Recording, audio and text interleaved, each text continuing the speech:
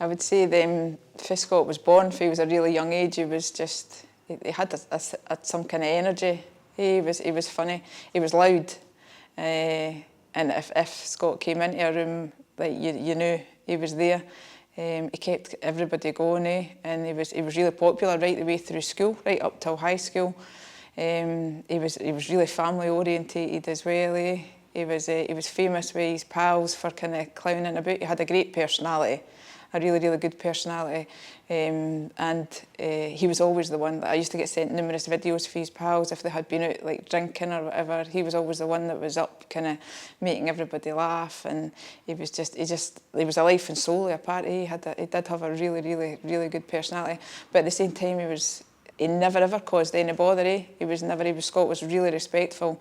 Even if he went out with his pals, he would phone and ask me, is it all right if I have a drink? Or is it all right if I stay at my pal's house? He never did anything like without asking for permission, but he respected everybody. He was, and a lot of people have said that's credit to me, but I don't think I can take credit for that. I think it was just his nature. It's just the way he was.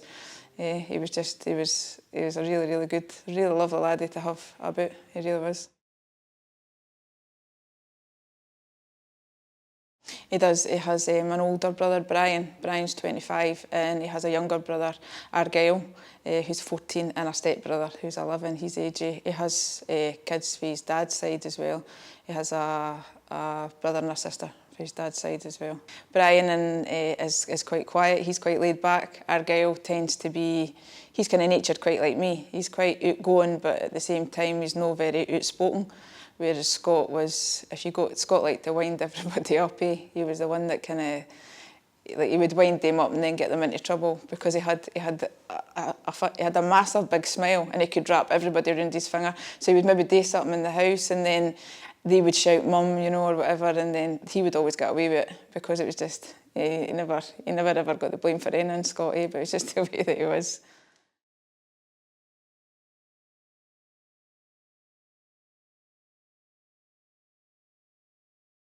So his first word was ball, right from the get-go. Anything that he could see, he would kick. He was right into football like as soon as he could walk, I would say. And then he started playing football when he was 6. And round about maybe 7 or 8, he started to get noticed by the coaches, and coaches were approaching us and saying, he's got something like really good. And so he went for that to moving from team to team. And then we put him to Scotland Football Club, and he just took right off for there. That's when Hearts and Rangers and all the bigger teams, Falkirk and stuff like that, started to notice him. But anything sports-wise, academic-wise, Scott was never really, I wouldn't say he didn't bother, but he was never reading and writing and things. He kind of struggled with a wee bit right the way through school. But anything to do with sport, Scott just thrived in, and he was just natural at it, whether it be snowboarding, skiing, football, basketball, cycling, anything. You put any sport in front of him and he just thrives at it. He just had a gift for it naturally.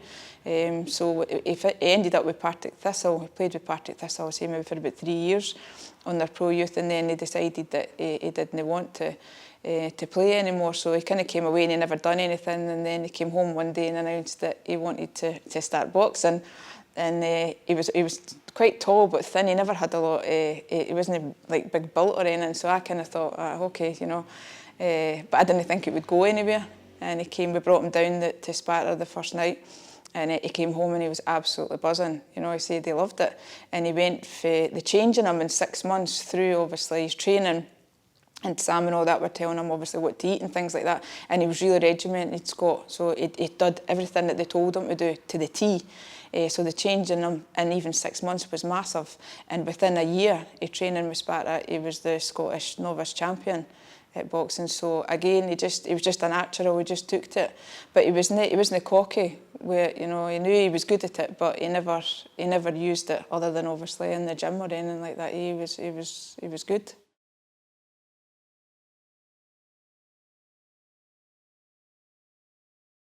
There was a time when he started to kind of take no well, he fell away for it a wee bit. But even though Scott wasn't at the boxing, Sam kept in touch with me, and you know, if I was concerned about Scott or anything like that, I reached out to Sam and Sam helped. So we managed to get him back. And again, after he had been here just for a few weeks, he was 100% focused on it again. And he definitely had plans. He even looked into joining the army and going into the boxing through the army. So he definitely 100%. I think that would have been what he wanted to do.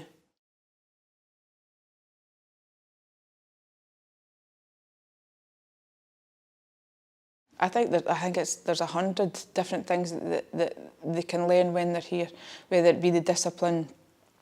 Also, if they can release their frustrations. That they're a lot more focused. Scott was 100% focused when he was training, even if he wasn't just training for a fight. When he was training for a fight, he was obviously it was more. But even just coming, because he knew that Scott never just trained on the nights he was supposed to train. Sometimes Scott was down here 6-7 times a night. He gave everything 110%, and I had a massive. I think that was Scott's outlet. You know, he used to come down here and he would use that if he wasn't feeling right or whatever, and the support of the guys at the gym and the guys that he was training with. I think it's really important, even for the mixing and stuff like that. But also, as I said, for the discipline, but also it's just for their fitness, their stamina. Scott changed it 100% through the boxing.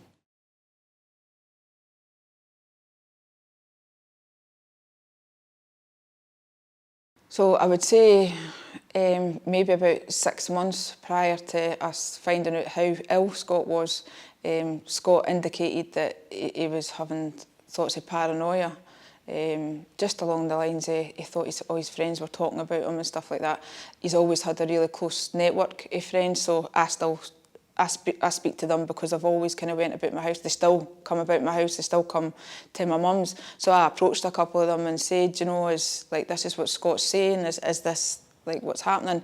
And they had said no. You know, we've never, nothing like that. We've never spoke about Scott. So I sat Scott down and I said to him, you know, I think you're maybe just a wee bit paranoid, and is there anything else?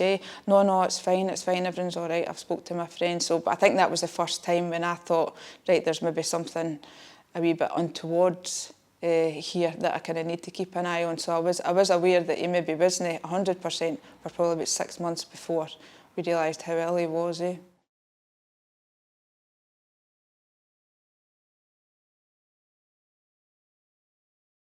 It wasn't difficult to sit down and speak to him because I've had the 3 boys on my own for a long time, so I've got a great relationship with him. So sitting down and speaking to him wasn't a problem.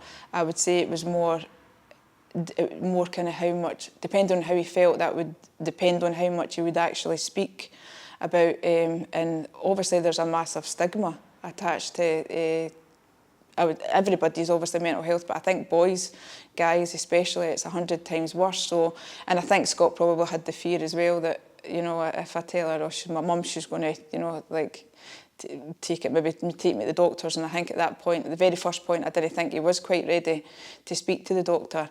So I spoke to my GP, but that's probably when I realised as well that there's not a lot of help out there for them. There's nothing really for them, So I was trying to kind of manage it myself and just keep an eye on them, and just trying to obviously get him down to the boxing because I knew how good that was for him. But it was difficult. It was difficult for me, especially when I knew that I started to read up on stuff on the internet and that. But a lot of it's really dated, you know, and a lot of it, Scott didn't fit into any character. Like they have characters.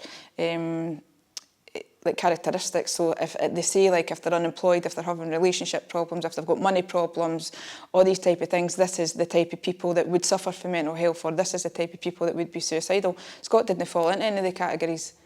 So I was kind of like, well, where do I go with this? You know, who do I approach?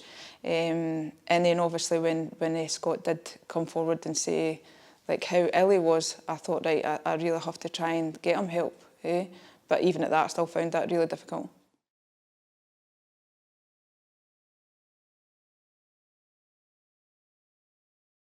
I started noticing it with Scott, just in silly wee things, probably because he was mine. Like, because Scott had went through the football and he was always big on his appearance, his hair was always a massive thing with him, and he shaved his hair off.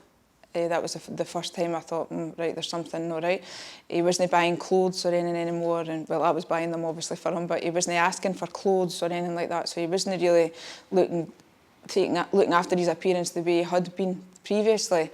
And that's when obviously I sat him down and I said to him, at first he had said no, he was fine.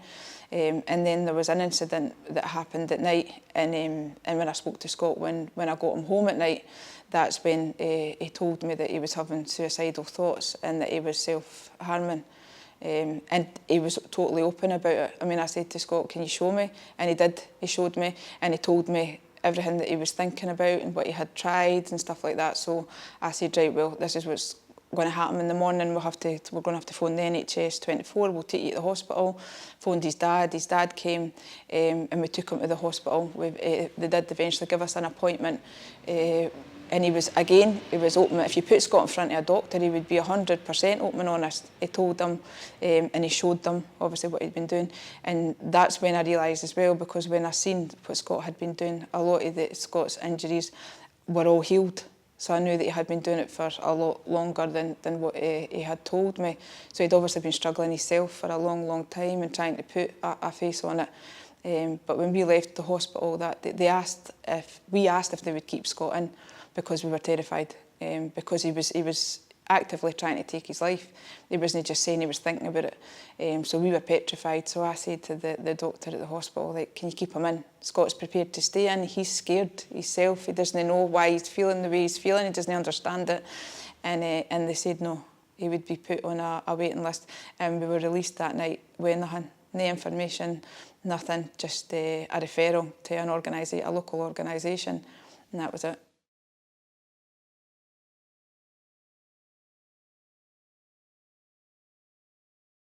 In the beginning, I think, because as I said, after Scott's first attempt at suicide, when we left that hospital, our first reaction was to keep him in. Like, you're not getting out. You know, we have to be with you 24/7 to make sure that's the only way that we can keep you safe.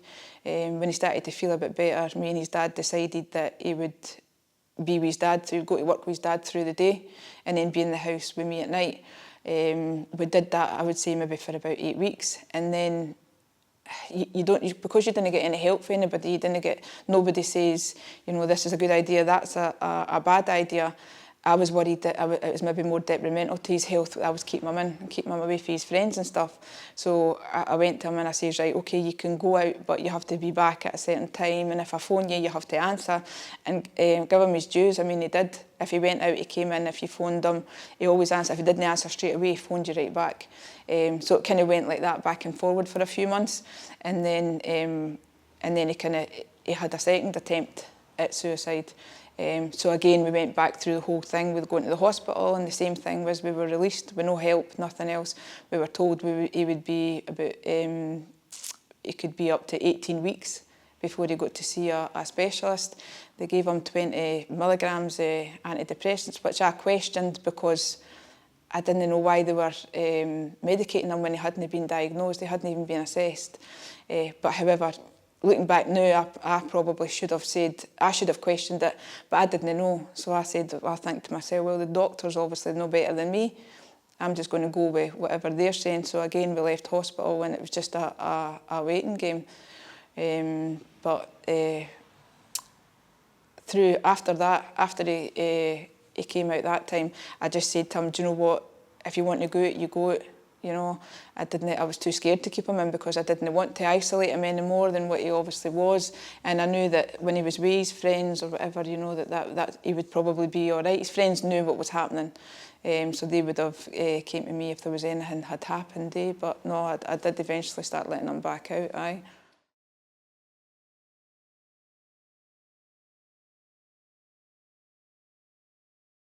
It was the same thing. No, we got the same thing, and I was constantly, Scott was crying out for help.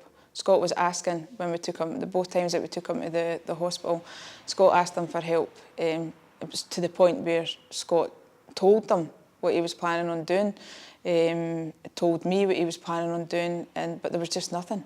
There was nobody. I reached out to a couple of local charities, Well, they're no local, there's none in Falkirk. One was, I think the closest was Bathgate, just for some information on how to keep him safe, because even with the self-injury, I'd never came across that before, and the doctor was saying, you know, he's self-injuring to stop himself from taking his life. So I was saying, well, do I stop him then, or do I let him do it? And the doctor said, that's a good question. You know, so anywhere that we went to for help and advice, we never got anything at all. There was nothing, absolutely nothing. He did get his first appointment through. They tried to discharge them about 3 weeks before he got his first appointment through, but I phoned up and said, you know, you can't discharge him. We've waited 10 months. He needs to be seen by somebody. They did offer him, obviously, on the telephone, but when Scott was ill, he was quite awkward. He didn't... And he was a young teenage boy. He wasn't great at speaking to people and things like that. He gave permission for me to handle his care right at the very beginning. So when they were phoning him and things, he wasn't answering, or he wouldn't speak to them. But he wasn't well, you know, and a lot of the time he didn't. And he didn't know a lot of the time why he was feeling the way he was feeling anyway. So he probably wouldn't have been able to put it into words. So I pushed and said, you know, he needs to see somebody. If you put him face to face with somebody, he'll open up to them. He'll tell them. He's done it previously. He really needs to see somebody. And he's seen somebody. He got his first appointment on the 21st of December. And he'd went in, and I've seen his medical notes now, and said that he was fine. Aye, the tablets are working. Aye, I'm feeling better. Aye, everything's all right. But he still thinks that people can read his thoughts. And they wrote underneath it seems fine. We'll see him in 8 weeks. And 9 days later, Scott took his life. So I believe that by that time he got that appointment, he had just gave up, because he had been asking, and we had been asking continuously for help, but nobody would help us. Nobody. The only one place that the NHS in this area sends you to, the wait, and I'm not blaming them, I'm not blaming an individual, it's the whole system. The one place that they send everybody to, the waiting list, some people are waiting 18 months. Some kids are on waiting lists for 18 months. And I mean, when Scott was in crisis, he needed the help then. You know, no, and one of the questions that they asked him as well was, have you made a plan? You know, well, no, the day, because his plan was last night. You know, we've just managed to get him into hospital the now, but that seems to be how they act. If they think you've got a plan, they'll step in. They see that as you being in crisis, but Scott was in crisis, I think, for months and months, and he was just crying out for help, and he just couldn't get it.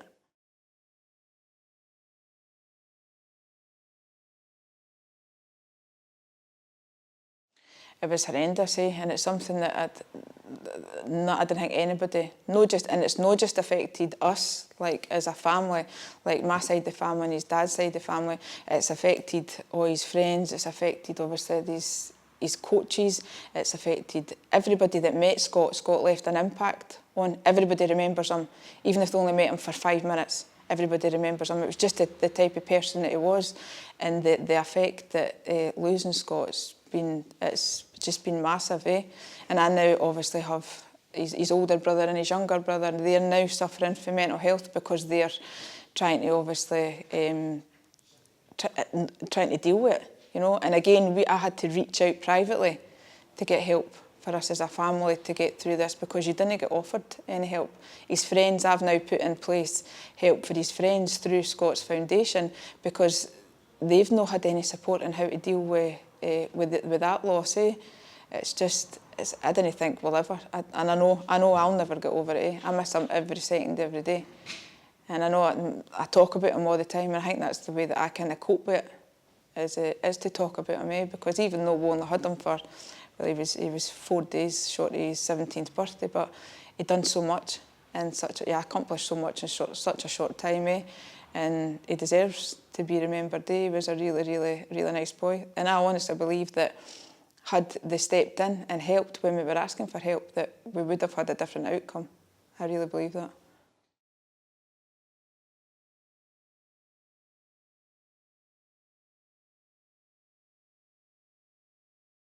So it came about really because my son started a GoFundMe, and I think it was originally for Scott's funeral, but we didn't need it. We didn't need the money for Scott's funeral, but there was thousands and thousands of pounds there, and I didn't know like what to do with it. But for the minute that Scott passed away, parents started messaging me on Facebook, on Instagram, just sharing their own stories and their own journeys with their own kids, and they were all the same. You know, it was all the same kind of story. They couldn't get help. They didn't know what to do. They were terrified to leave their kids. So I kind of thought, right, there's something we need to do something here, and that's how the foundation was founded. And what we aim to do is we're starting to make training courses. Because a big thing for me when Scott was ill was, as I said, I never got any help. I never got any information on how to keep Scott safe or how to manage his illness. So I want to put a training course together that will be specifically for parents or family members that are supporting kids through mental health, and they can come on that. And I'm also hoping to do one for the coaches with the boxing, educate as many people as we can to spot the signs and then know obviously how to keep the kids safe. And then to raise awareness as well, to raise awareness for suicide and mental health, because as I said as well, there's a massive stigma. And I speak about Scott's story, hoping that somebody that's listening will maybe hear it and think, you know, well, I'm in that situation as well, or my child's in that situation and she's talking about it, so maybe it's all right if I step up and talk about it. Maybe, you know, if I speak about it, they'll help me. Or for kids to hear, you know, and for kids or anybody that's in suicidal ideation to hear the impact that, if they take their life, the impact that has on other people. I know that, Scott used to say to me, you'd be better off if I wasn't here, and he really believed that. So I think that Scott, by taking his life, thought he was doing us a favour, and it couldn't be any different for the truth. I mean, it's devastated everybody in our family. Eh? So for people to hear that and to maybe realise, and then give them the hope and know that if they reach out, you know, people will help them. There is support there for them. They're not going to, okay, they're going to be on a waiting list for however long, but during that time that you're on the waiting list, you know, contact us. If we can help you, we can signpost it to other organisations that can. I asked Sam to get involved with it, because when Scott was training and when he wasn't training, it was like night and day. And I think it really helped his mental health, because you change your eating, you know, you're exercising regularly, you're mixing with people, you're focused, you've got a goal. And even if there was days where Scott was like, oh, I'm not really feeling it today, he always felt great when he came back. So it's just about getting yourself out there. So I asked Sam if he would team up with us to offer the boxing and all that for the kids. And hopefully, we're still kind of in the early stages of that, but we're hoping to be able to put some kind of funding in place for kids that maybe their families can't afford it or whatever, you know, just so that we can get the kids out of the house and get them involved. So that's really basically where we are now. As I said, we've only been going for, I think it's about 3.5 months. But already the awareness that we've raised, the people that want to get involved with it's massive, which is great, because it's good that it's getting out there, but it also shows us that there's a massive need for it, and there's so many people, young people, that are struggling. So just if we can help one, then job done.